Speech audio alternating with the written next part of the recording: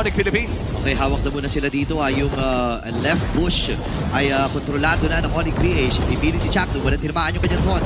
Si Tremor ilalapag na yung kanyang bravest fighter. Lassie with a burst. Natama yung Abyssal Arrow. Kakaganda naman si Super Prince. Pero si Zaida naman na nagwagi. Kiko ay masyado atang malalim at naiipit ata siya. Lassie! Kung meron siya traceless. Ngayon si Bruce Wayne tumalo na. Gagamitin yung kanyang Tsunami Slam. Sino kanya nakahuli? Si Zaida. Pero buhay pa rin si Zaida dito. Makakatakas. Kirk ay hinabol na rin. Final sila sila. Bitawan ang baba ng buhay dito ni Chakno. Pero nabitawan niya at nagamit yung kanyang conceal. Kaya lang kumonekta na naman! That crush! Yung ilan sa mga miyembro ng TNC ha. Mukhang agawin naman ng side ng TNC dito, pero si Benny Cutie ay sasabog agad doon.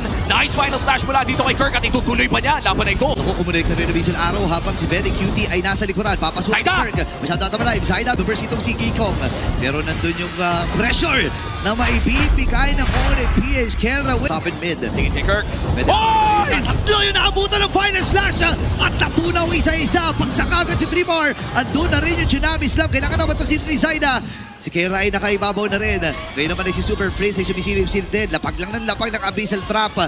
Pero grabe yung na 3-man final slash. Pare, nung nakita ko si Kirk doon sa may Infinix, nakatayo siya doon sa may Infinix, pare. Ang gulo na yun para sa final slash at nagamit. Oh my God! Dati na maapa ng Abyssal Arrow. Hindi nakapag-react. No way! Si Benny Cutie, kumonekta na naman yung Abyssal Arrow. Ngayon si Zaida, pipilitin lang i-clear na mabilisan yung kanyang wave dun sa may top. Pero abot pa siya, hinahabol ni Gingaw dun sa may likod. Pero sabi niya hindi ko napapansinin yan kasi Torre ay nakasilip na rin! And Chakno ay tutumpa at ang Onyx Philippines